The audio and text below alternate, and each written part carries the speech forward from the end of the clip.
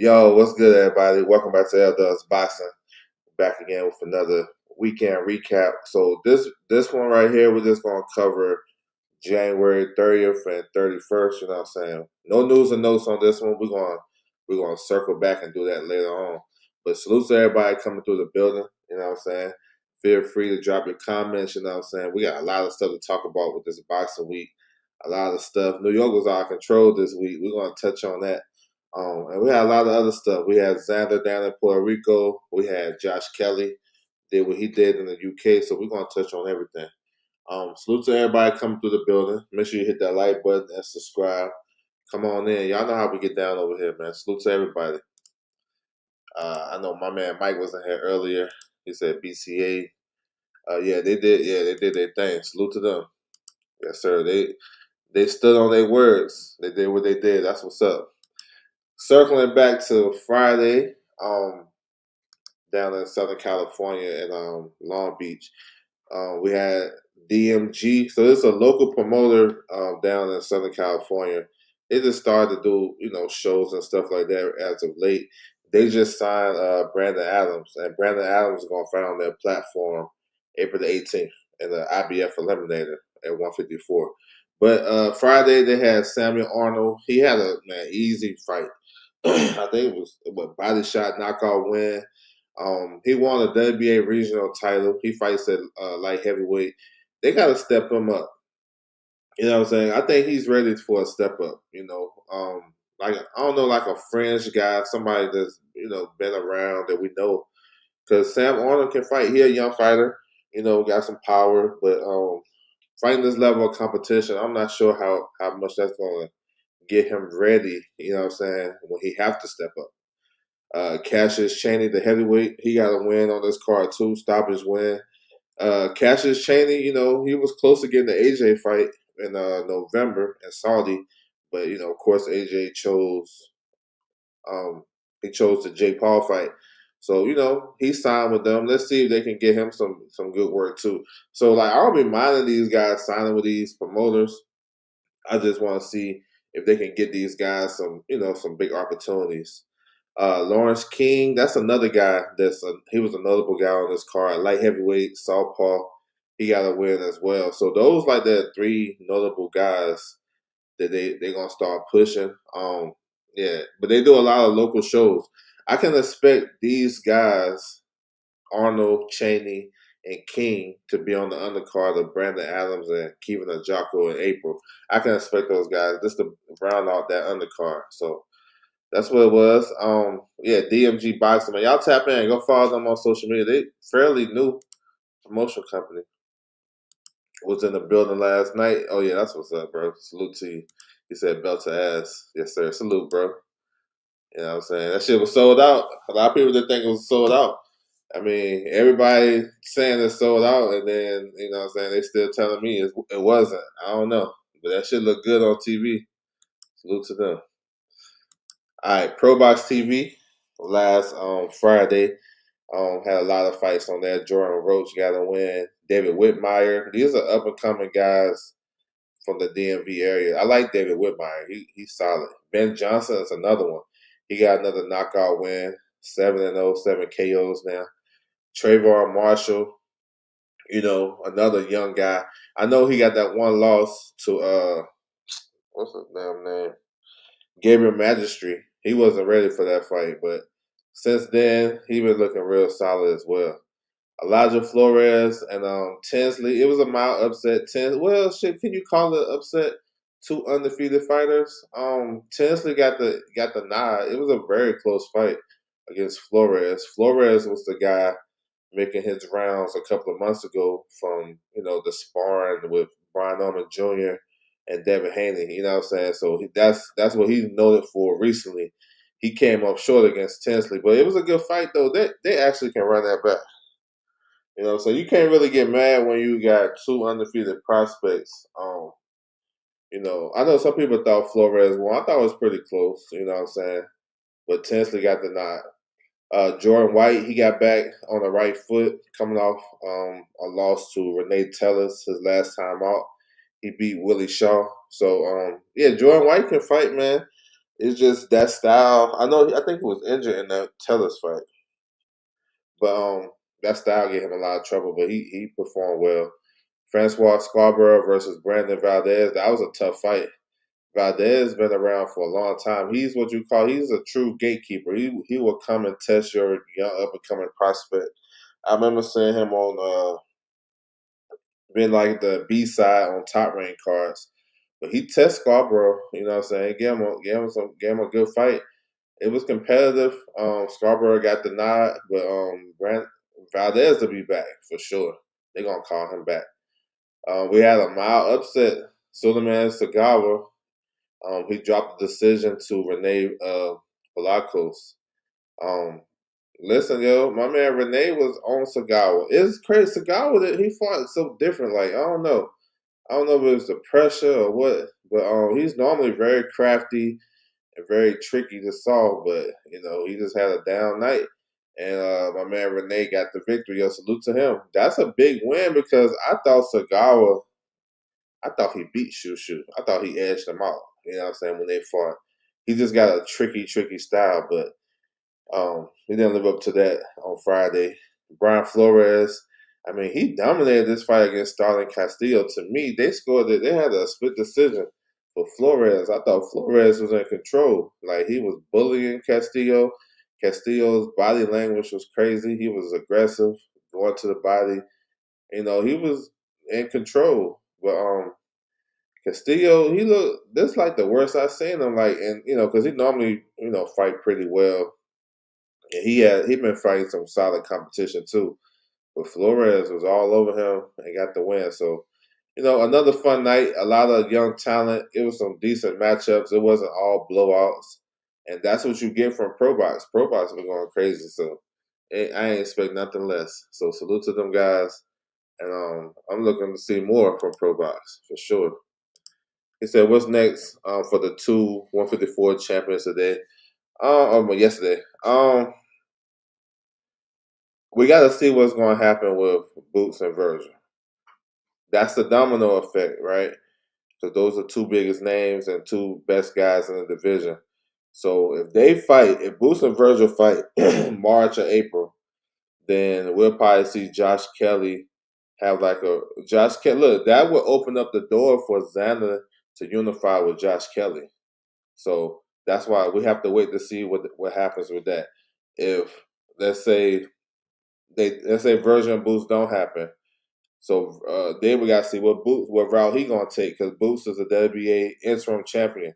Does he push to be the mandatory for Xander now? You know what I'm saying? So it's a domino effect. We gotta see, but I can see Kelly taking a hometown fight against a top 15 contender, and then fighting Boots later in the year. I know they say he got a signed contract, but they didn't clarify. They didn't say it was next. They didn't say it was later this year. Nothing. So basically my answer is we gotta see what's gonna happen with Boots and Virgil because that's the big domino effect in this division, and then I can tell you more for sure. I can tell Jordan Roach worked with his brother a lot. He's gonna be good. Yeah, he's solid. He's solid. He's solid. I ain't really too crazy right now, but he's alright. I like Ben Johnson though. He's nice. I mean Mondo in the building. What's good? Salute to you, bro. Appreciate you. All right.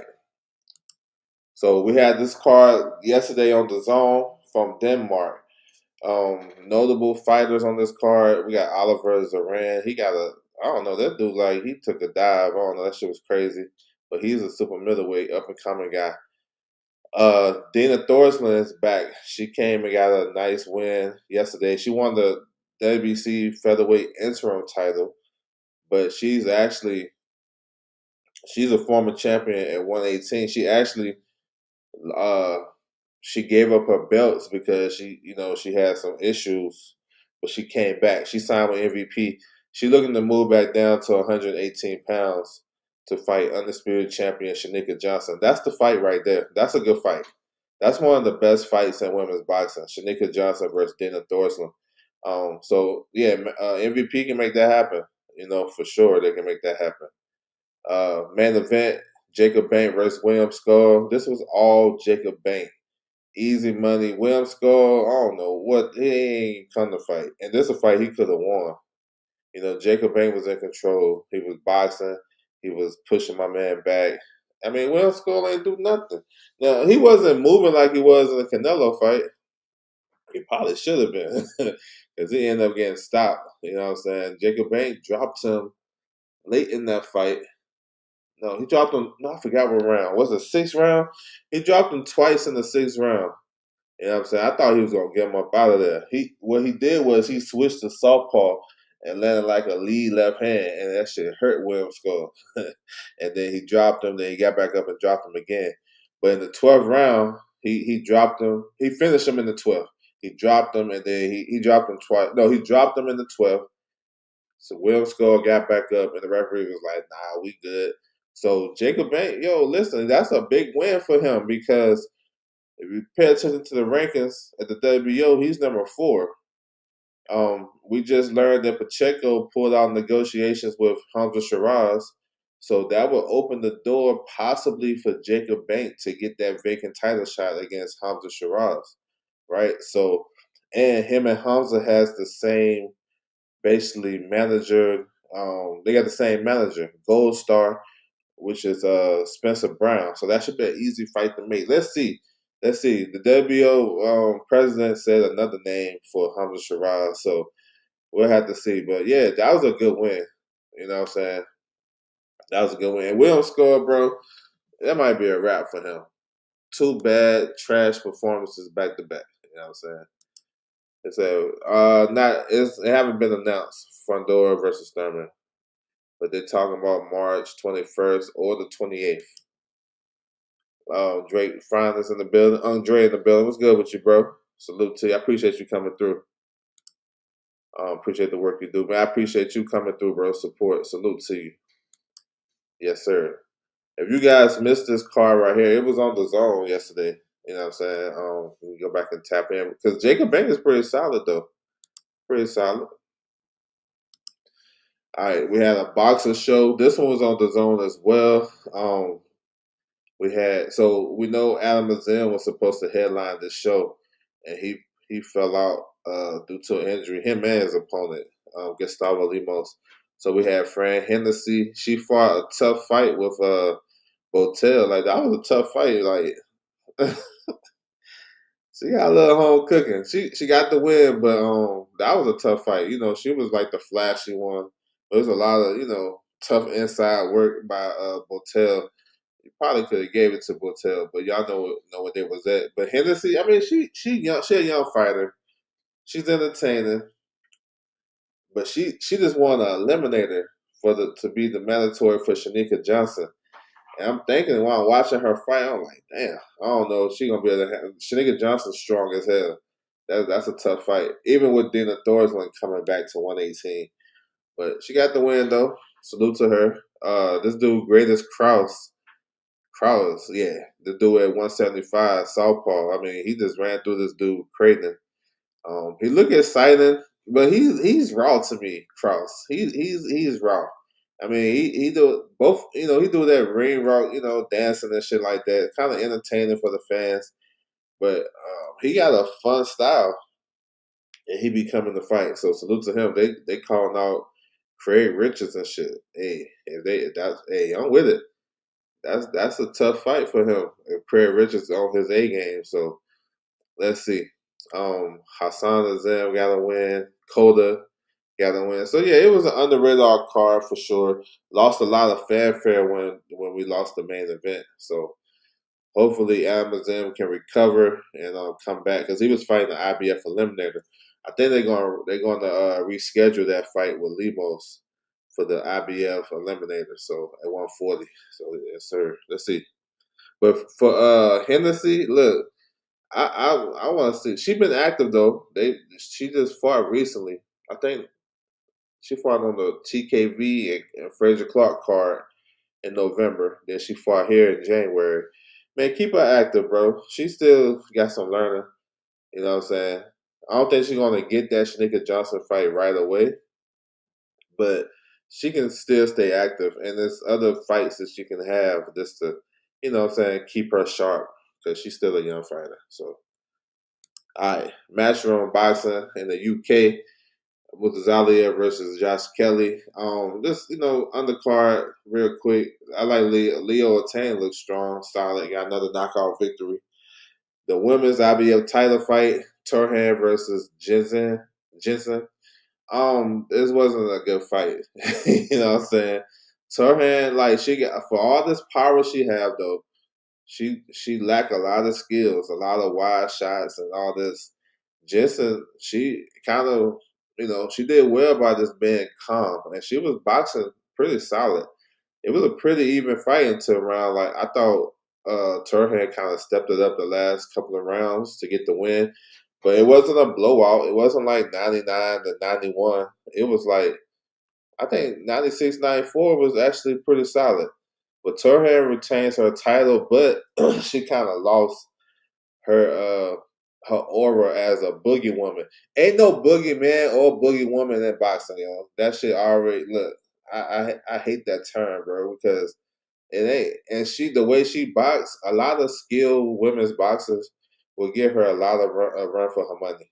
The thing I didn't like when people trying to make her as the bodyguard for Alicia Baumgartner. I hate when fighters do. I hate when fans do that. You know what I'm saying? Don't you know what I'm saying? I hate that. Go fight like Dubois and Alicia can't fight. Caroline Dubois and Alicia Baumgartner can't fight. Before she fight Alicia, she gotta go fight Turhan. Bro, man, if Dubois is on her game, man, she would outbox the shit out of Turhan. Y'all, everybody. I mean, we can see that clear as day. You just can't get caught up into those wild looping shots. You can outbox her, but I hate when fans do that. Put that barrier. We want to see Alicia Baumgartner and Caroline Dubois, but they like, nah, she. And then Alicia talking that same shit, and that kind of turned me off from the fight. Y'all might still be liking that, but I don't like that. I don't like when no fighter do that when they're dismissive of a fight that the fans want to see. That shit is nasty work, but it is what it is. Turhan, look, she's still dangerous, and she got a piece of the pie at 135. So let's see. And she had a quick turnaround. She fought top of December and she came right back. So let's see if she can get in the mix in that unification picture at 135 because MVP has the other three champions: Dubois, Terry Harper, and Stephanie Hahn. So let's see. Co-main event, Josh Padley, he ran through this dude right here. You know what I'm saying? Josh Padley, look, man, salute to him. He took the fight on short notice against Shakur, and he just been active. This is his third fight since the Shakur fight. He fights at 130 now. Yeah, he won the European title. He can be in position for some big fights, to be honest. I think the winner between Lee Wood and Josh Warrington is good. I can see that. I can even see him getting a world title shot against the winner of Jassa Dickens and Anthony Kakashi. I can see that. He's in a good position. You know what I'm saying? So let's see.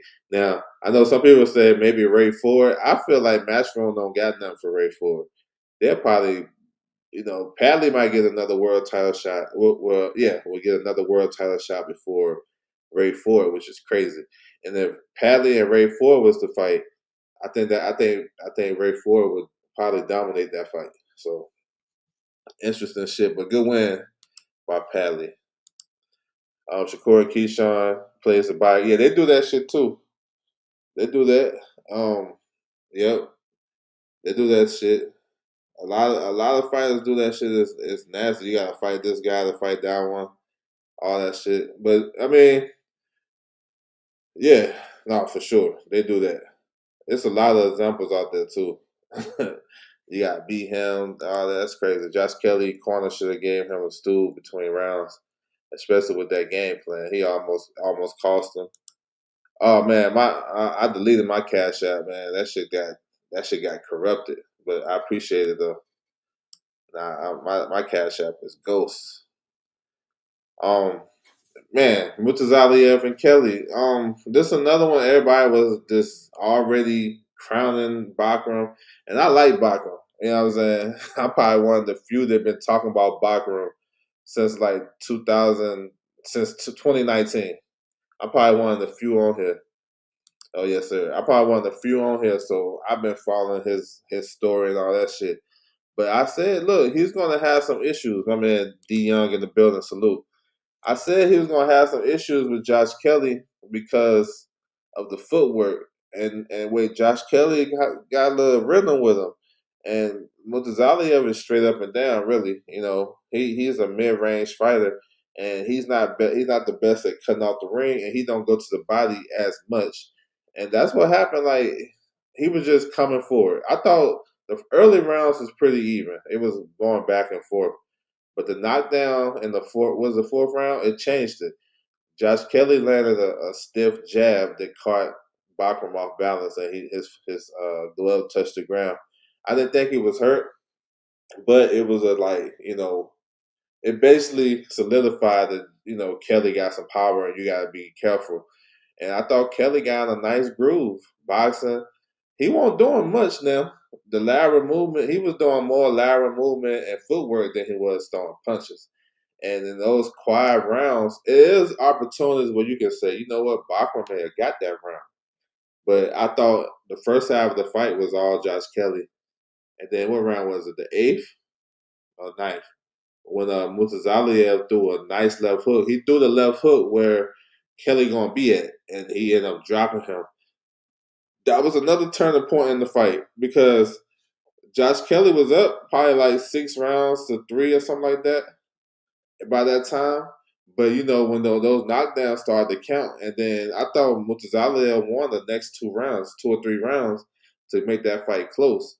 But Josh Kelly got the win. Yo, salute to him. I won't mad at those scores. I won't mad at those scores. The only thing that it was a discrepancy because one of the judges scored a 10-10 in the 12th round, and that gave Josh Kelly the win, 114-113. But other than that, yo, I thought it was a pretty good fight for Kelly. I wouldn't mind him. I wouldn't mind it being a draw or Kelly winning. 115-111, that's okay because Kelly was in control of that fight. Like in that middle part of that fight, he was in control. If it wasn't for the knockdown, Bachman probably would have lost that fight like 10 rounds to 2 easy. But he started, that gave him some momentum. Kelly almost gave that shit up. He almost gave it up, but he showed some heart. He got back up. He didn't really do much when he got back up. The only look that last round when he spent when there was he was along the corner, he was on the ropes and he spent Bachram and got Bachram on the rope and he threw like a 8 punch combination. I think one of them punches land, but that right there was so flashy it got him the round. You know what I'm saying? So I mean, good win, because it's a good win because everybody was crowning Bachram this next boogeyman and all this shit. But we weren't paying attention. This dude was out the ring for over a year. Um, he beat a Tim Zoo that came to him. You know what I'm saying? So we kind of overestimate these fighters just off one fight because that's what we did. That's what we do. But this is crazy because this might be the end of main events. Main events don't have no more fighters. You know what I'm saying? They got fighters, but they don't really put fighters on. They don't have no network. They don't really do a lot for their fighters. And this is like the last one for Cat to do with Bachman losing the title. So I'm not sure where he goes from here because he's not a big name, not a big draw. Uh, Still a dangerous fighter, you know what I'm saying, against certain level of competition. So I don't know. Hopefully he get back in the mix. But Kelly, Kelly in a great position. Kelly can unify his next fight. He can fight Boots. They said that fight is already signed and sealed. The way Boots was talking, he ain't even thinking about nothing else but Virgil. So let's see. I can see Josh Kelly having a hometown fight, and then. But look, here's the thing: he gonna have to make a move pretty quick because in April, like I mentioned earlier, Brandon Adams is gonna fight Kevin Ajako for the IBF Final Eliminator. That's in April, so you got a little leeway. Um, you got a little leeway to make a voluntary defense because y'all know the IBF don't play no games with their mandatory. So he can get a voluntary. I would say like May or June for Josh Kelly. It'd be perfect for him to face Xander in New York City in June for Puerto Rican Day weekend. That'd be dope. You know what I'm saying, for unification. But we'll see. That was a good win though, and he you know what I'm saying, he made a lot of people some money too because certain people was paying attention to Josh Kelly and they bet on him. So salute on that. He said, I had Kelly winning the fight, but I think it was some home cooking. Yeah, it was. After the shit, I think it was the one in the 11th, I believe. I think that was a knockdown for real. But I know what you're talking about. He definitely got some home cooking, though. He definitely did, bro. Now you own it. Ray Ford need to get on some of Shakur's undercard, raise his stock. He deserve a title shot. I mean, shit, he gotta have his team want to put him in those positions though. That's one. I mean, he was on audition in his last fight against Abraham Nova. He didn't outperform that Japanese kid. The Japanese kid got the world title fight. He just broke his eye socket in sparring. So I mean, they was expecting him to run through Nova, but nobody really runs through Nova like that. You know what I'm saying? So um it's his team, bro. I don't know. I don't know if that really means anything. Him fighting on Shakur's card, he got the promoter. You know what I'm saying? I don't know. I don't know. I feel like they kind of they don't know what to do with him. You know what I'm saying? They kind of like at a crossroads with him because a lot of people ain't running the fight rate for it. He got to get into a mandatory position. So I don't know. I think that's more so about his promotion, his team, and his manager and stuff like that. Hakan in the building. What's good with you, bro? I know you enjoyed the fights yesterday. Salute to you. Absolutely. Boost got Virgil on his mind. That's what we want. Yeah, great performance by Jacob Bank. Yep, real good. Yeah, he dominated that fight from start to finish. So yeah, we'll see what Kelly gonna do. A lot of dominoes to fall. This segue to this one. So this is a Xander Zayas undercard right here. Xander Zayas versus Marbaz Baru. We're gonna work our way up the card.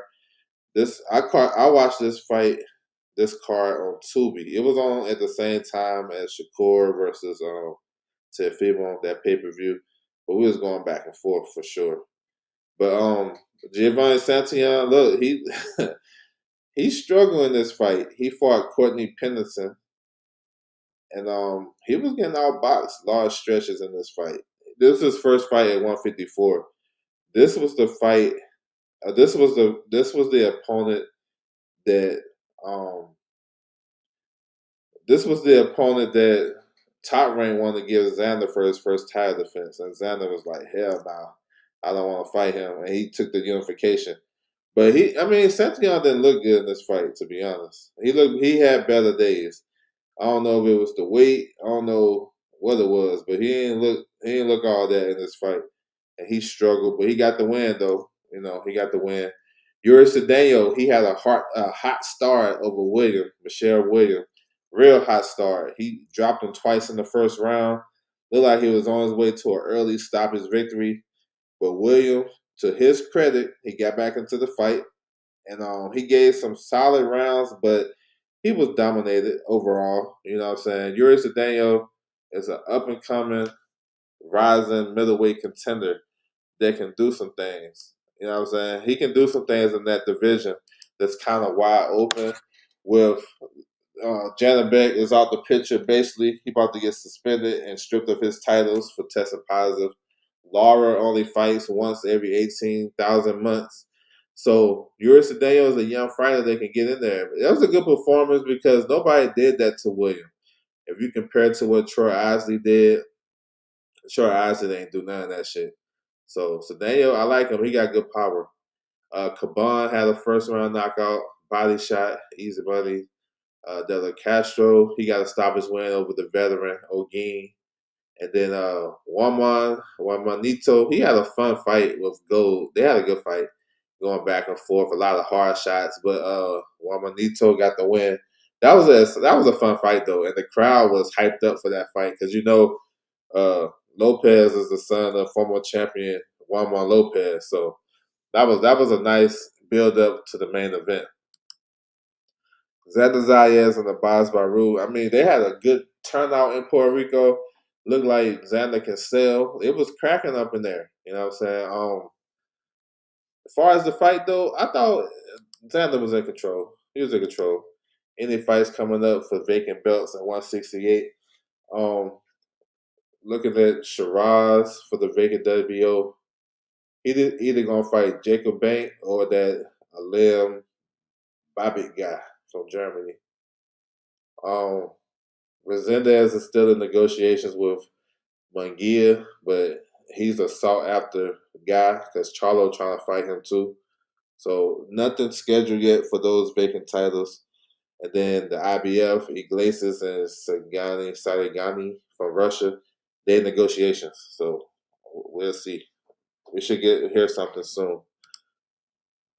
He said, "I wish I knew this fight was on Tubi because I turned off." Yeah, it was. This fight was on at the same time as Keyshawn and Ortiz. They was kind of running at the same pace. Marlon Prince, what's good with you, bro? Salute. Yeah, baby, wild. He wild. But I thought Xander was in control. Good footwork, good movement. He was doing solid counter punching. When he had the opportunity. Baru was kind of slow and he was always a couple of steps behind Xander. Wasn't able to cut the ring off under the high guard. And I thought he just got all maneuvered in that fight. You know what I'm saying? Now he started to come on in the back half of the fight, but it was he. I felt like he didn't fight with a sense of urgency to me. Like a lot of these, I understand you got the guy in front of you and you got to worry about the punch. I get that, but you got to know where you at. And I felt like he probably could have started way earlier than that. But I thought Xander won the fight clear. I thought it was like 8-4. They had a split decision. They had an 8-4 for Abbas Baru. I didn't see that.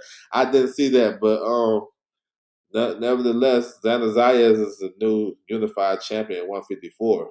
Who would have thought? Like when we think about this a year ago, nobody was thinking that Xander would be unified before all the other guys that's been there.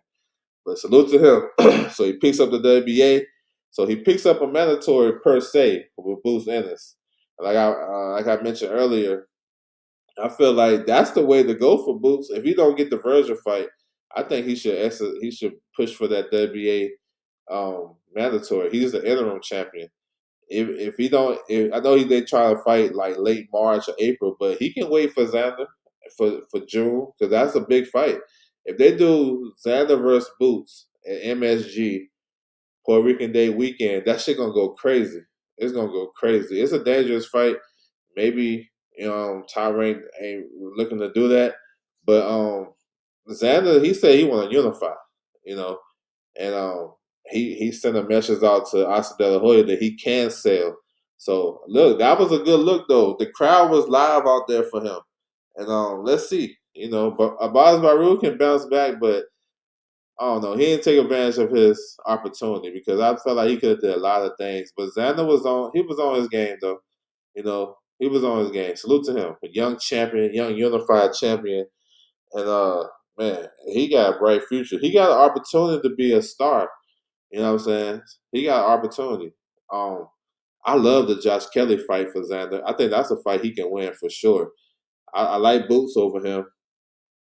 I think he can do some good stuff against Fundora too, using that movement and being smart.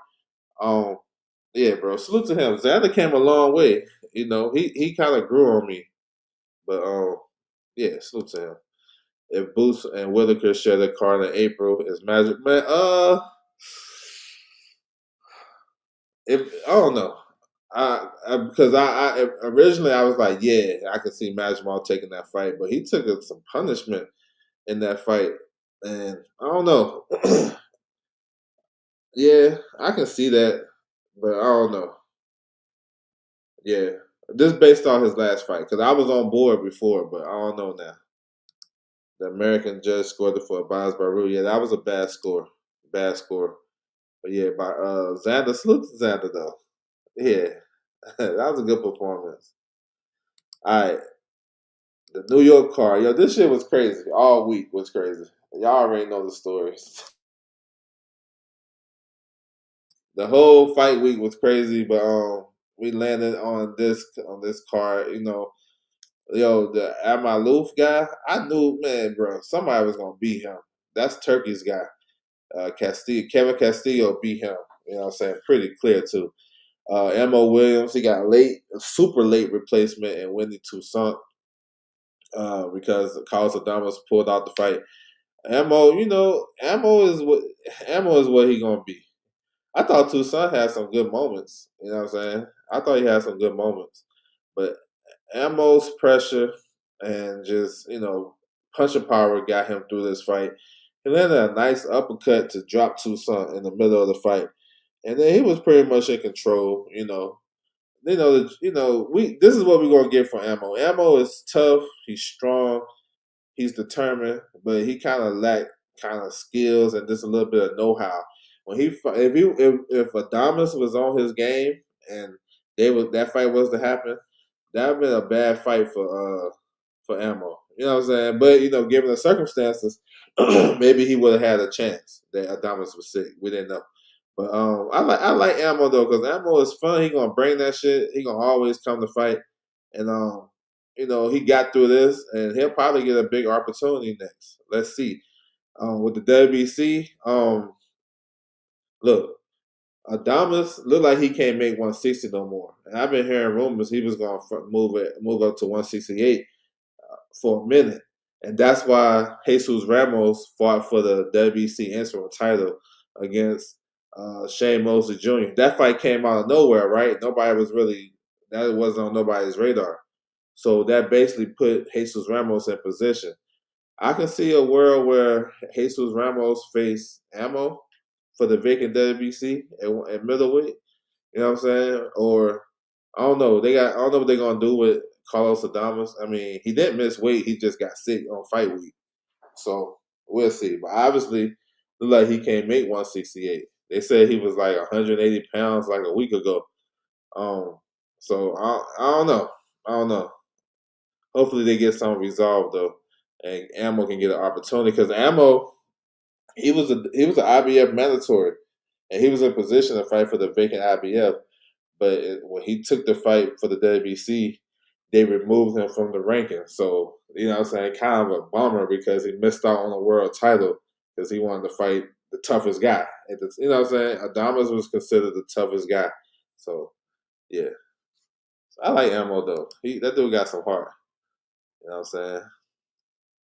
He said, I agree with you on Xander. Ammo is ammo. Yeah, bro. It ain't going to get no better to me. My man Winston Lee in the building. What's good with you, bro? Phyllis Nunez. What's good? Salute. Good morning. Salute to you, bro. Bentley and Severia. Yeah, they haven't. But I think they will. I think they will figure it out. And I think they're going to fight for the vacant WBO next. Possibly. That fight should have been happened, bro. But now they fighting for the world title, so maybe it's a good thing. I'm looking maybe let's see. Maybe a Tyson Fury on the card. I don't know. Let's see what they do. When he did his best he can do. Yeah, he did his best. Yo, salute to him. Hopefully he get another opportunity. You know what I'm saying? Hopefully. He's number 14 in the IBF at 154. Like, shoot, maybe Master will give him more opportunity to Josh Kelly. I don't know. But yeah, he did good, bro. It probably would have been a more competitive fight with a for training camp. That dumb shit bummed me out, bro. Yeah, Dominicans. Look, I had a tough week. If it wasn't for well, I don't know if you my bad, but Dominican boxing was kind of crazy because the other dude pulled out too, Rohan Polanco, and then Starling Castillo lost. Yuri Daniel was the only bright spot, but yeah. He said I like Ammo too. Ammo got I like him. I like his bounce back story too. Big Baby Miller and Kingsley Abe. Man, what the hell? Of course, we know Abe punched the toupee off of Jarrell Miller. I don't think nobody. I'm not really surprised by it. I saw that shit and was like, I mean, what the hell? And then I ain't really take nothing of it because you got to think. Jarrell Miller tests positive for PEDs over 10, 15 times. So he used to enhancing shit. So him having it on a man unit ain't really too surprising if you really think about it. You know what I'm saying? It's funny and silly and all that shit. He tried to make light of it. But that was, I'm not really surprised. This dude he had all types of PEDs in his system. So he used to enhancing his body. And the whole funny shit about this whole thing was like a day before, this dude was on IG talking about I got a fresh cut. I'm like, what? And then when you go back and then you see the fight, you like, bro, you wild. You know what I'm saying? I want no fresh cut, bro. You got a fresh man unit. But that shit was just silly and weird as hell. But look, that shit went viral and he got that shit punched off him. I knew this was gonna be a tough fight. Abe was in control. He was in control of this fight, bro. I just felt like after that, Big Baby's did after the wig fell off, he did start fighting tough, but that shit was an ugly ass heavyweight fight, sluggish. That shit was crazy. Both guys was tired, looked like they was tired. They was leaning on each other. Um like Fabio Wally said it best. The biggest thing that happened in this fight when dude Toupee got knocked off his head. Other than that, that shit was low key boring. You know what I'm saying? I'd much rather see Tom and Jerry than this two big dudes that's leaning on each other, breathing hard, tired. And they weren't really doing nothing. Smothering each other work. Um but yeah, Big Baby got the win. Yo, he looked like food for the young guys. Those young guys that's coming up that was in the arena, the young heavyweights, they probably like, bro, give me the Big Baby fight, bro. Because this dude, he was fighting lazy. He was getting hit with a lot of shit. You know what I'm saying? That sequence when the toupee popped off, bro, he was getting tagged. He was getting pieced up in that moment. So if I'm the other heavyweights like David Aladaje and all these other heavyweights, the up and coming guys, I'm like, bro, give me that fight, bro. Give me that fight. Big Baby ain't been the same since he tested positive for all the PEDs during the bubble. Really, he ain't been the same since what's that fight? Thomas Adamek, bro. Long time ago. That was when the zone first kicked off. But inactivity, suspension, and just being 36 years old, it's a wrap for him. One of these young up and coming heavyweights gonna clean him up. Somebody gonna clean him out for sure. He said, "Yeah, bro, never cease to amaze me. How you know all these guys? Yeah, but I try to stay tapped in. Oh, I got Wilder, bro, for sure. We got Wilder. This is a pro Wilder channel, but it's not a fanboy channel. You know what I'm saying? You never see me fan out over Wilder. I'm picking Wilder in that fight. I know Shazor got the momentum. Wilder, both guys on the down end of their career, but Shazor, I think Wilder gonna outbox him. He gonna use the ring, use his jab, and make Shazor, lunge and all this shit. As long as he stay out the ropes, it might be an easy fight.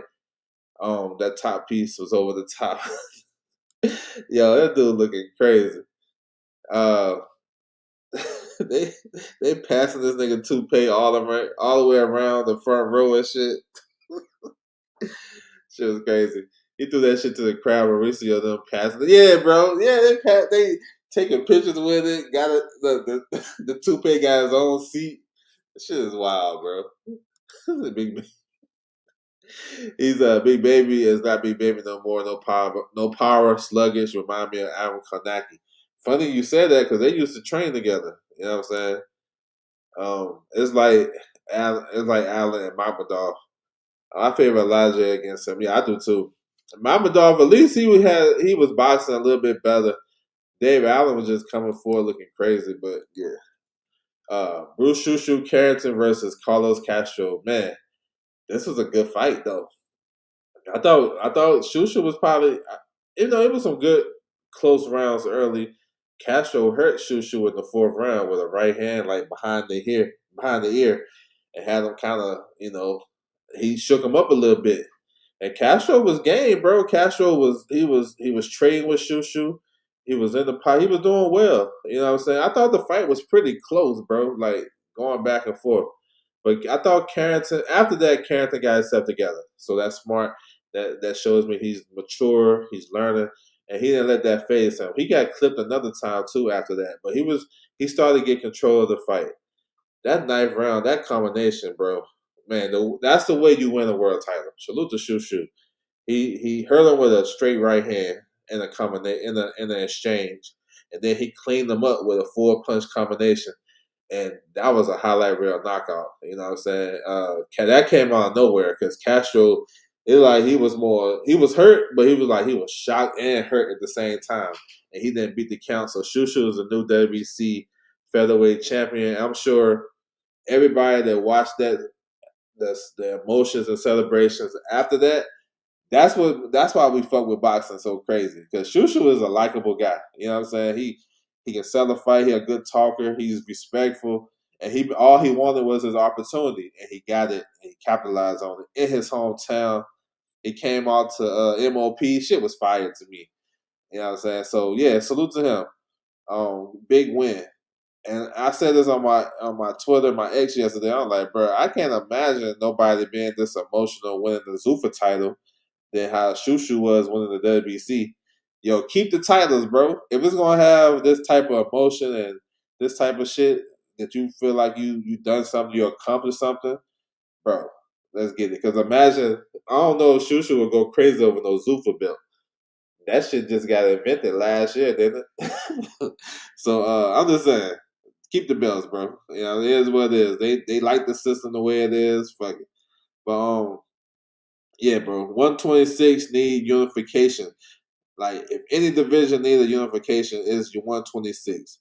We got WO champion Rafael Espinoza. He might be the toughest fight. 6'1", can punch, got elbows like Dusty Rhodes, but he tough as hell. Um, Listen, I want to see Shushu against him. That's a top ranked in house fight. Angelo Leo, the IBF champion. Look, I take that one too. You know what I'm saying? Fight should be easy to make. Nick Ball versus Brandon Figueroa winner. Let's get it. They should do a 4-man tournament. This is what boxing fans need, right? Run that 4-man tournament for undisputed at featherweight. Like, chill on the mandatories real quick. Pause, stop fighting these regular old fights. And that's what fans will get behind. A little 4-man tournament with the champions. You know what I'm saying? That'd be dope, bro. I ain't gonna lie. And then you get a champion, get one champion, and then that's it. We move on. Because featherweight division hardly ever gets unified. So yeah, salute to Shushu though. That was a good win. How did Castro get a shot? Yeah, that's what I'm saying. I can tell you why. Because it's supposed to be they supposed to do they did a little mini tournament. It was Shushu versus that African guy, and it's supposed to have been Ray Vargas versus Castro. What happened was, Fulton held that division. Stephen Fulton held that division up instead of just vacating. He moved up to 130 and then make the weight. Y'all know the whole story, but it supposed to be Ray Vargas versus Castro, and that would have been like an eliminator per se for him to fight the winner of Shushu. And it looked like Ray Vargas is still out the picture. I'm not sure what's going on with him, so they're like, all right, I give you Castro. So that's how he got it. WBC gonna rock with their Mexicans. You know what I'm saying? For sure. And they probably felt like he beat Fulton I thought he beat Fulton too. I thought no. I take that back. I gave Fulton the fight, but it was real close because Fulton came on down the stretch. That KO made us watching stand up say, "Oh yeah, oh shit, yeah, bro." Nah, for real, that was dope. Shushu versus Castro. It was a good fight. Yeah, yeah, it was vicious though. That's how you clean that dude up. I like Shushu, respectable attitude. Yeah, he a good dude. Leo versus Aleem Scratch. Yeah, I'm hearing that. I heard that Leo and Espinoza gonna fight in May. I'm with that. I like Aleem. Hopefully he gets opportunity, but I think for this situation, that supersedes. You know what I'm saying? Keyshawn Davis and Jermaine Ortiz, bro. Keyshawn dominated this fight. I don't remember even giving Ortiz a round. Yeah, I don't know. Y'all tell me what round y'all gave Ortiz. Keyshawn was in control. He was composed.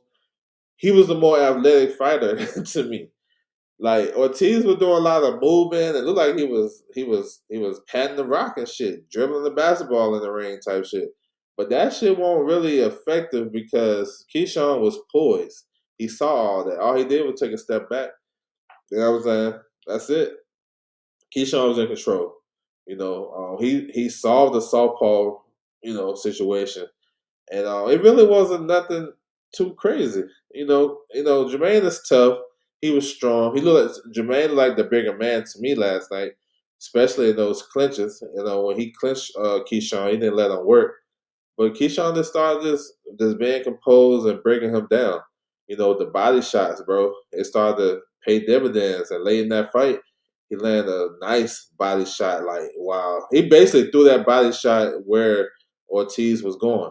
And that tells you he got a great ring IQ because Ortiz was moving that way the whole fight. And for him to land that right spot on and dropped him in the 11th. That was nice. And Keyshawn got a killer instinct, but I like he stayed composed. He didn't go out there and try to rush his work. He went out there, and he ended up getting a stoppage in the 12th body shot again. So that was a dominant performance by Keyshawn, and that was a statement. Nobody did that to Ortiz.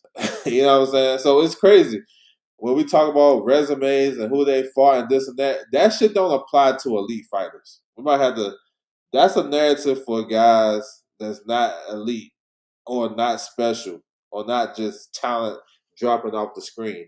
Because we know who is nice. Boxing fans know who is really nice. That resume shit don't really be adding up all the time. You know what I'm saying? It don't.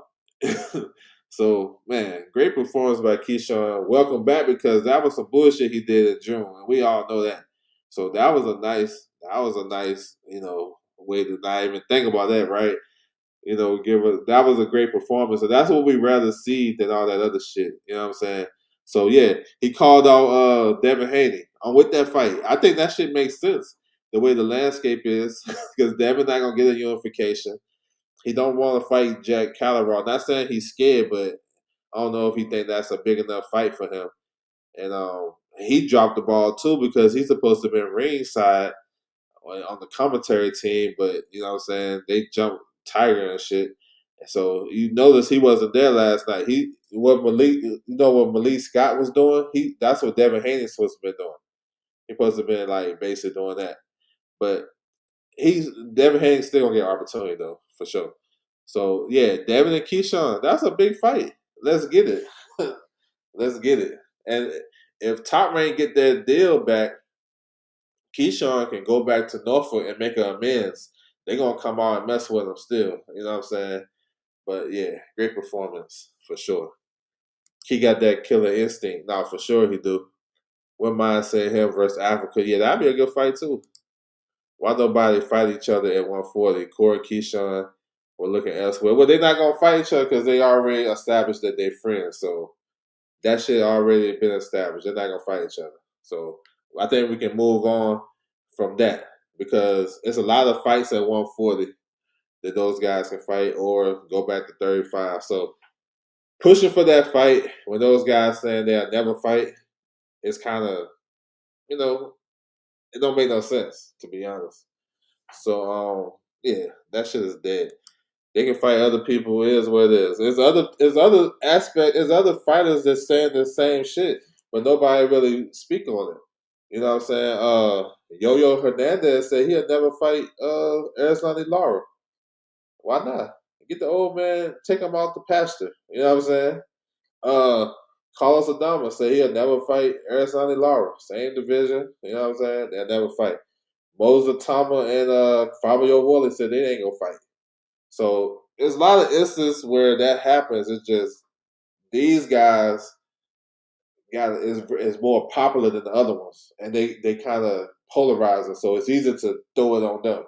You know what I'm saying? So yeah, there's more fights at 140 for those guys because it's a deep division, and 35 for Shakur, and even if they go to 47, they only got to cross paths. But I don't know. Pushing that narrative right now is wild to me. You know what I'm saying? Keyshawn Davis is a pound for pound talent. Ortiz is a solid fighter. Davis just made him look ordinary. His quick twitch reflexes and power is pretty off for sure, bro. Ortiz is one of those guys that he could go to the dance and shit. He may even dance with a couple of girls, but he ain't gonna go crazy. You know what I'm saying? He ain't gonna have no legendary night. That's him. You think Core stays at 40? Uh, I don't know. It depends. I don't know. The way he's talking, he just wants the big fight. I guess I'm nobody. Nobody wants Antoine Russell. Shoot, man, Antoine Russell is dangerous for all them dudes for sure. I think these dudes are fighting. You know what I'm saying? I think they're fighting for sure. I think they'll fight him. You know, he got some business to handle, but I think they'll fight. They'll fight Russell. They know this dude, so it ain't like I don't really see people ducking him for sure. Oh, because see, he always been either inactive or he got some type of mandatory. Like that shit with Andy Harako been going on for damn near a year. So you know that's your next fight. And they say you're not supposed to call on nobody if you got a fight already. So I think eventually he's gonna get in the mix for sure. And based on how he been fighting, if he fight the same way against Andy Harako, now he can, you know what I'm saying, we gotta add he should be added to the picture too. He get lost in the sauce because of the inactivity, but he's a great fighter and he'd be tough for any one of those guys. You know what I'm saying? Tough for anyone. This Gen Z generation suck. Nothing like the old school boxing. They got look. If you really look at it, they do the same shit. The old school dudes set the stand. They was doing the same shit they doing now. We just didn't have social media and all these YouTube channels. I got a lot of examples too. Thoughts on Stevenson versus Ben? That's gonna be one sided too. If that happens. Teofimo versus Shakur, dominating fight. You know, really ain't much to talk about. This was one sided. This is probably one of Shakur's easiest championship fights. I ain't talking about no prospect shit. I'm talking about championship fights. He had way tougher fights than this. And a lot of people was off the mark with their breakdown on this. Talking about Teofimo supposed to like power, all this power, and can Shakur hold up to it? Man, look, yo. When I watched Teofimo fight Sando Martin, I was like, bro, he ain't he not beating Shakur.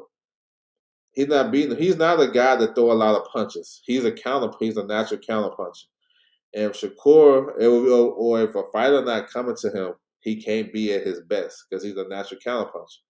Shakur was coming to him, but Shakur got good defense.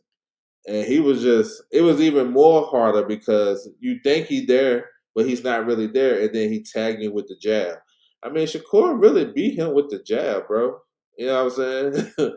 He probably could have stepped the pace up late in that fight though, just to see if he could get him. But no, Shakur was in control. I did give Teofimo 8 and 9 because his body work. I did. I thought Shakur kind of slowed down a little bit. His pace slowed down, and I thought eight for sure. I thought Teofimo won, but then I thought he kind of edged out 9 as well. But you know the scores right on par.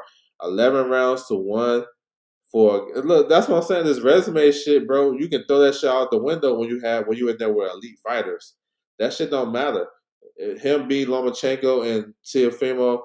Like, I mean, him being, excuse me, Lomachenko and Josh Taylor, that don't translate to this. You know what I'm saying? And a lot of people fell for that. You know, don't you got to read between the lines and actually go watch those fights and see what was going on with Lomachenko and Taylor at the time. But yeah, full credit for Shakur.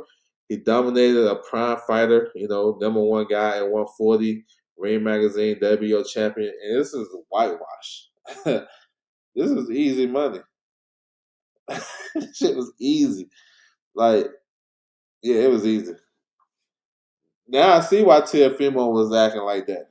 You know what I'm saying? I see why he was looking like he was all hesitant and want to be. I see why now. He knew what it was. The confidence wasn't there for him. He wasn't this. He wasn't the same as he was in the Barbosa fight. I know shit happens outside the ring, but it was different. It was different, and he knew what was in front of him. And Shakur dominated that dude. Easy money. It's up in the LD. What's good with you, bro? T.O.'s pops in the car. Man, he was going crazy. He don't have no instruction. Why T.O. wouldn't change his guard, kept head down, kept getting jabbed? Because he had no answers. He didn't know what to do. He didn't know what to do. He tried to box with a boxer. It's look, Teofimo, it's never been Teofimo to go get nobody. Unless, not at this elite level. He can't go get nobody. And if he do, he make a lot of mistakes. And he can't make no mistakes with Shakur because he right there. And look, if y'all thought the fight was boring, blame Teofimo because Shakur was right there. He ain't move. He ain't run using lateral movement. He was right there using that jab and counter punching Teofimo all night. Teofimo was the one that he didn't take no risks, and when he did, he got pieced up. You know what I'm saying? So, bro, that was dope. Easy money for Shakur. He got options too. I mean, he got options. He's in a great spot. Those guys did 21,000 last night, so he'll probably be looking for a bigger bag. I mean, the Conor Ben fight makes sense, but if we talk about rehydration clause and all that shit, I'm not sure if it makes sense. I don't know if Conor Ben gonna do that. If he stay at 140, unification with Dalton Smith, probably the most reasonable. But Dalton Smith got a WC mandatory coming up with Alberto Playo. They working on that. Um, Antoine Russell, if he wins, I'm with that too. I'm with all the unifications. Even if we go back to 135 and defend his WBC, Raymond Tyler, I feel like he deserve an opportunity. I'm with that. Let me see the IBF, Abdullah Mason. I mean, I don't know how realistic that fight is because they got the same team, and I never seen two J Prince fighters fight each other. You know what I'm saying? So I don't know if that's on the table. Just for uh animosity value, I take Shakur versus Oshaki Foster at 135. I take that. They'll sell that fight. It may not be stylistically so pretty because they both boxers and kind of counter punchers, but um, maybe Shock wanna, what I'm saying, go get Shakur. I take so he got a lot of options and shit like that. You know what I'm saying? So let's see. That was dominated. Teofimo, I mean, he's still a big name in boxing. I'm not sure what they would give him next. He mentioned 147. I guess you know what I'm saying. He can do some things. He probably can beat some of those guys. Depending on the style, but I don't know that performance. I don't know if he that should. He might want to go hide for a little while before let that steak get off just a little bit before he start talking about calling anybody out because that shit was crazy. You know what I'm saying? He said, this is honestly the most Floyd-like performance since Floyd himself. Yeah, he did dominate. That was nice. That was nice. My man DJ, what's good with you, bro? Salute to you for that super chat. And new shoo, salute, bro. Appreciate you. Yeah, that was a good moment right there. Shoo, that was nice. The way he closed that show, bro.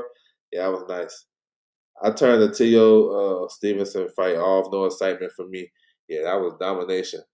Yeah, that was domination for sure. I love the fact that Shakur keep proving that runner. Yeah, no, he was right there. I forgot which Tyler Ben. Uh, I think the WBC, but they're trying to make the Rolly fight. He's the mandatory for the WBC for Barrios and Ryan Garcia. But they talk about making the Rolly fight in May. I don't know. I love that Shakur keeps proving that run. Oh, I say that. Um, yeah, that's a good fight. I'm with that. I think Russell will make him work, and he'll be able to put enough pressure on him. But that's another fight too. I think Shakur can. I can't write Shakur off in that fight because Russell he's gonna take chances, and if he take chance with Shakur, he gonna get touched up too. I'm telling you, like Abreu Playo had a lot of success against Antoine. And I don't think it's a foregone conclusion. I would like to see that fight. I'm with it. What do you think next for Jermaine Ortiz? He'll probably step back down a couple levels, you know, and go back to Box Lab and fight in Orlando. He messed around and get some calls from these up and coming guys. You know what I'm saying? They mess around and call him for Tito Mercado. Mess around and call him for Adam Azam. So because the jury is out on him. The story is out on Jermaine Ortiz. He's a good fighter, but he gonna get to a certain point, and then your guy should be able to beat him. You know what I'm saying? So I can see him getting those type of calls, bro. Um, Russell versus Playo 2 need to happen first, bro. Shit, probably not. You know what I'm saying? I don't. Probably not because it's too much. Like it's too much shit into that. It's too who like that's not a big fight no more. PBC ain't really putting on shows like that. You know what I'm saying? I don't know who would put it on. Maybe I guess everybody thinking Turkey and Ream Magazine. I guess, but I don't know. I don't know. They should have made that fight right away. But if Playo fights Dalton Smith, there's no guarantee he'll beat Dalton Smith. T will be talking about this takeover. He's a fake over. Yeah, man. Yeah, he can. Yeah, he can chill on that. I'm glad he got his ass beat though. All that racist shit he was talking. You know what I'm saying? That shit's crazy. That he got dominated. Look, I think being skunked 11-1, 12-0 is better than getting knocked out in the first, second round. Because you can make an excuse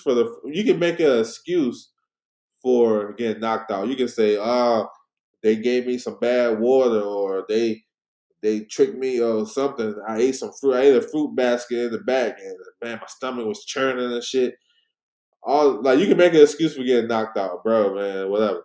But getting beat up and getting all class for 12 rounds, you can't make no excuse. Like he can't even say nothing in the press conference. Look, they asked about the fight. He was like, "Oh yeah, yeah." He niggas started talking about slavery and shit. I'm sorry about what the bro. You can't even say that when you get washed over 12 rounds. When you get knocked out, bro, you can say everything. The dude, my masseuse massaged me in the back.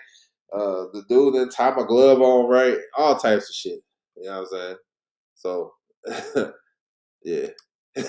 Question, bro. I like a guy like Ortiz. If he goes down the gatekeeper route, like 7 years, can he retire from the sport with a couple million? Uh, that'd be tough because I don't think they paying gatekeepers that. I guess if you can accumulate that, I guess depending on how he do with his money, I'm guessing. But I don't think he gonna get no crazy bag for going over. Let's say he go fight Adam Azam. What he'll make maybe 100K, maybe I'm not sure. So it depends on that. You know, it depends on who he fighting, how big the A side guy is, who he gatekeeping for. Because a lot of guys they bringing over, they ain't paying them crazy money. They making their bag on on turkey cards and stuff like that. So I'm not sure if he can do that. It depends if he makes smart investments. Retire that boogeyman there, bro. That shit should be retired Even Turhan, they call her the Boogie Woman. That shit always should be retired because fighters will fight these guys. Fighters will fight them. It's just like it's a business, and if the business not right, then it is what it is. Even with Janabek, Janabek, bro, he don't believe in himself. He using a man-made PED. All that shit is like smoke and mirrors. But I like Bakram as a fighter. It's just his team did him some injustice. He should have had a fight in between that Timzu, just to keep the momentum going. Maybe he didn't even have to fight nobody crazy. He could have went to Russia and knocked out somebody in the top 15, and people would still go crazy. But he got played out his position. T.O.'s half-ass apology, man. That nigga trash. Teofimo burned a lot of bridges, like with Top Rank, with Turkey, with everybody. People ain't really rocking with him. Really, I stopped fucking with Teofimo after the Lomachenko fight. He started acting crazy after that. I always said a prolonged ass whooping is worse than being KO. That's true, bro. Bro. I have all types of excuses. If I walk outside, somebody hit me with a shot, and I'm a motherfucking sleep, snoring and shit. But if somebody beat me and we like, bro, we gonna do rounds, right? Do 3 rounds, and I go those 3 rounds and don't land a punch and get my ass touched up. I'm like, you know what? Like, I can make an excuse for getting knocked out. No, that nigga snuck me. Oh man, he had something in his some shit, right? But you can't say that if your ass just get beat the fuck up. So I'm with you. Tio probably to a big name become a gatekeeper, but him and Ortiz. Yeah, about what? Yeah, Ortiz about what? I got you. Teofimo, I don't know if he'll be a gatekeeper. I think he will retire before he turns that status. I think he probably can make a run at welterweight, but it's the right fights. You know what I'm saying? For we criticize a lot of these fighters about how they was moved, but Teofimo was moved pretty carefully too because after the Sandor Martin fight. Was it Sandor Martin? Oh, look, I forgot. One of them fights, I think it was Ortiz fight, maybe Ortiz. They started giving him guys that walk to him to make him look good. You know what I'm saying? And he had to fight. He didn't really want to fight Barbosa, but he had to because Turkey was giving him that bag. And Tyron had no deal, really. It was do or die. So, like, okay, if he fight Lewis Crocker, he probably can do well against Lewis Crocker, given the style. You know what I'm saying? He gonna have some issues with Jack Calderon though, because Jack Calderon can fake you out your position too.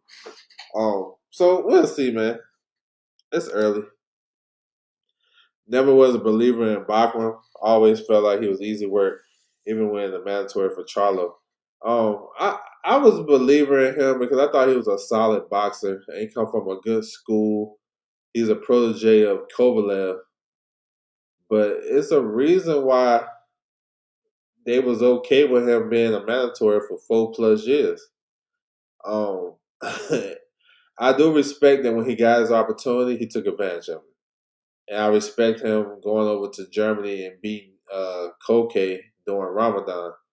They tried to, they tried to get him. They tried to catch him slipping, and then that momentum, him winning the world title off of that, it went into the Tim Tszyu fight. So I didn't think he would beat Charlo and them guys.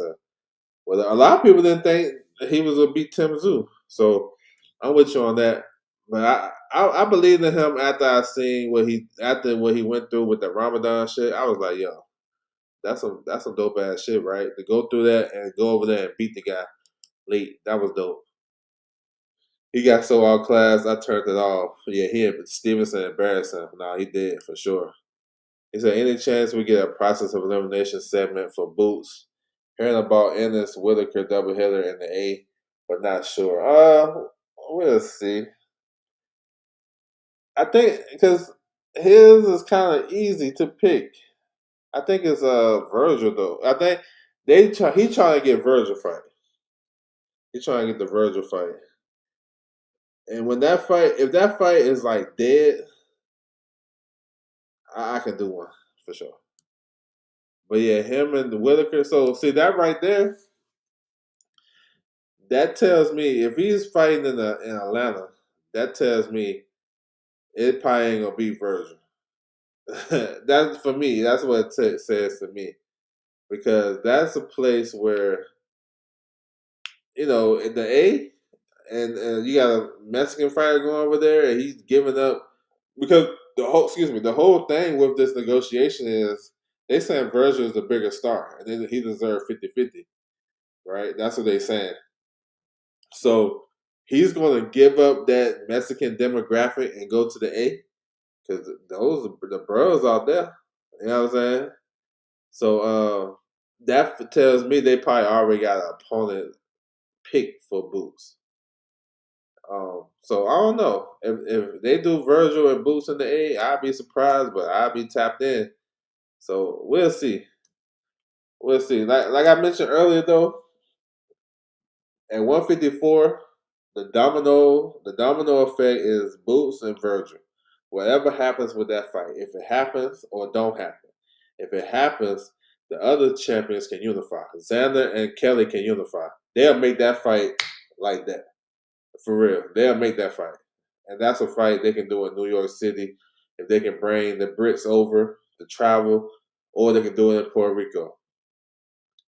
If if if they don't happen, Virgil and Boots, then uh, Boots got that ticket as the WBA interim champion. He can force that mandatory and fight Xander. You know what I'm saying, for those two titles. He can do that.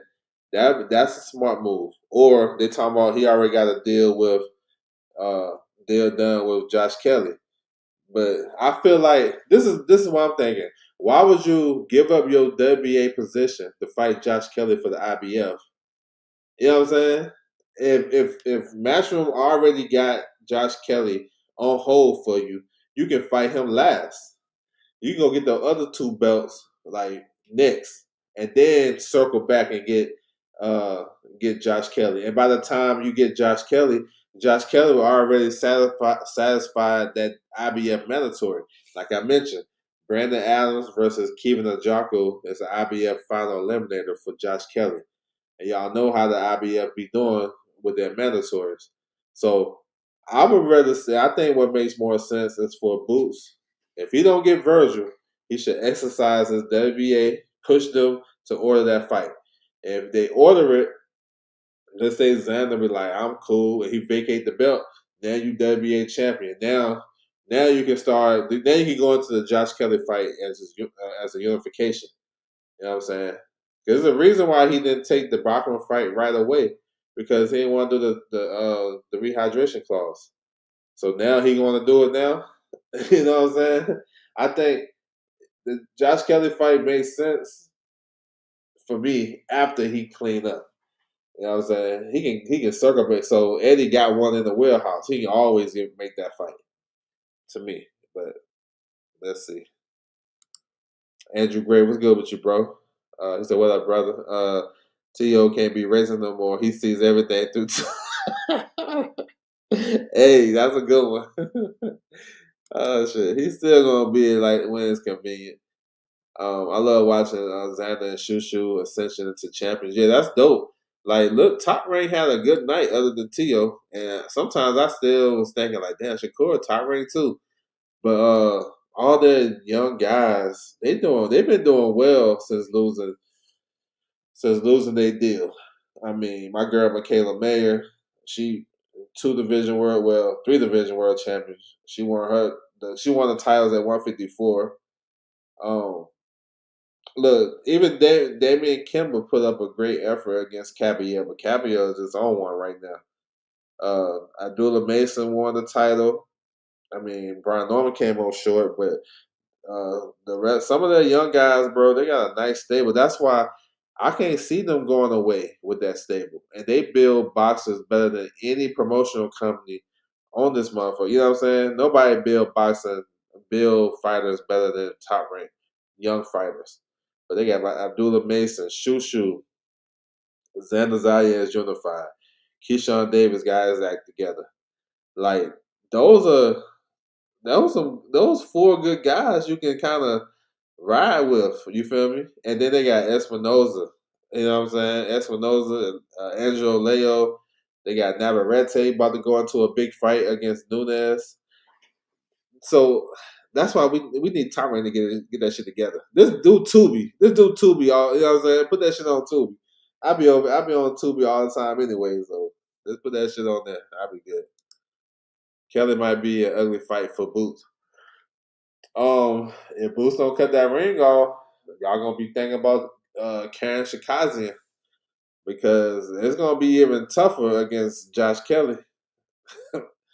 We gonna see if he got better. And I think Boots is a great talent and fighter for sure. But that first fight with Karen, that dude won't try and cut no type of ring off. First fight with Karen, he gonna have to cut the ring off against Kelly.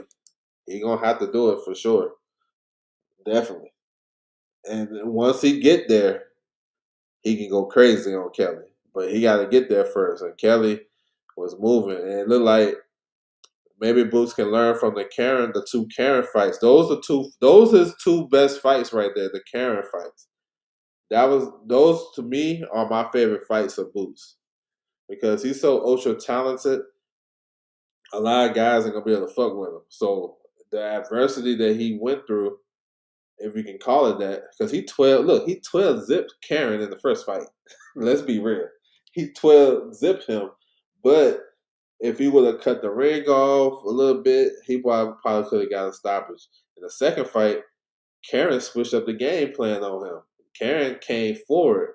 You know what I'm saying? So he was right there, and then when he dropped him in the fifth round, that was a nice little thing right there. But those two fights right there, those 24 rounds he went with Karen, bro. That's what I like. Those are my two favorite fights of Boots. I know people talk, oh no, I like when he knocking motherfuckers out. That's cool too. That's dope. But him being so ultra talented, I like to see him tested. He was tested in those Karen fights. He was tested. How Kelly got knocked out against Avenesian. Yo, that hindsight 2020 shit is crazy too. Avenesian is a solid puncher too. And at the time, I think Kelly just wasn't ready for that shit. You know what I'm saying? I seen somebody say Boots and Buzz win over Avenesian age different after what Kelly did to Bachman. So that's telling me they giving Bachman high praise. Um, I mean that's cool. But yeah, man, salute to Kelly though. A lot of people won't give Kelly a lot of opportunity to win this fight. He had all the advantages except for power, I guess, but he showed he had power too. Man, salute to him. It was a good day of boxing for sure. A good weekend of boxing. We got one more tonight. We got this Zuffa boxing Paramount Plus. Make sure everybody tapped in. It's crazy when they first kicked off. That's all we was hearing about Zuffa. That's all. But this big fight week, it's like they barely get a damn. I'm like, not a lot of people talk about this, right? You know what I'm saying? They barely even mentioning this. And this is why if y'all worry about Dana White coming to the game, if y'all so worry about him, then y'all need to put on the biggest and best fights in boxing. The biggest names has to fight more consistently. And this would be a footnote. This would be on the back page somewhere. Nobody really it's like a pro box show. You know what I'm saying? This is what this is right now. It's like a pro box with great production because pro box put on the same type of fights. So yeah, I like this card though. Rayo versus Diego Torres. That should be fun. Sergey Bogachuk versus Raz Butayev. Man, if this is a boring fight, bro, I'll be pissed off. I don't see how it can be boring. Harad Kalaja versus Alexander Volchis. Those two light heavyweights. You know what I'm saying? OGs. Jaleel Hackett. I want to say Jaleel too. He's been looking good as of late. And y'all look out for it's a lot of solid names, but look out for Jamar Talley too. That's he's trained with Team Crawford. So yeah, man, y'all tap in. We got boxing today, February the 1st. Um, Paramount Plus, y'all, man, tap in with Paramount Plus, yo. You know what I'm saying? They invest. They don't look. It's only the Zone and Paramount Plus that's rocking with boxing right now. Let's say Amazon Prime, but they rarely do fights. You know what I'm saying? They don't have no schedule. PBC do cards every now and again. You know what I'm saying? So I like consistency myself. So let's go. I'm with it. Bruce Gas, what's good with you, bro? Yeah, Rayo on tonight. Yeah, bro. Yes, sir. Yes, sir. Tap in with Rayo. It's actually a solid card. I'm looking forward to it. It's better than the first one on paper. So, yes, sir. That's my time right there. Salute to everybody coming through the building. I will be back tonight though. We're gonna cover this card, and I want to talk about some news and notes from this past week. We had a lot of stuff come out, fight announcements. We're gonna touch on that, and also the WBA rankings should be out either today or tomorrow, and we're gonna take a look at those and see what's going on with that. So y'all know how we get down. Salute to everybody coming through the building. I appreciate the time, and I'm out.